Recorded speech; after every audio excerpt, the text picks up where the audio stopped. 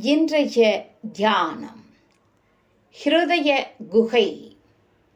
குகனே, என்னை ஆளும் நாயகனே, உனக்கென்றே அமைந்துள்ளது என்னுடைய ஹிருதயம் என்னும் குகை.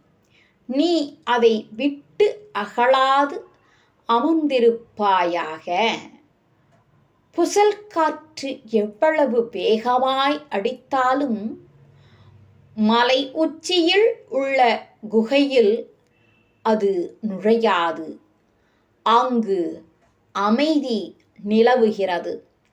அதனுள் ஏற்றி வைக்கப்பட்டிருக்கும் விளக்கு அசையாது எரிகிறது. புற உலகில் போராட்டம் வேண்டியவாறு நிகழுக. தாக்குதலும் தூற்றுதலும் அதன் போக்காகும். ஆனால் மனத்தினுள்ளே அமைதியும் இனிமையும் ஓங்குக.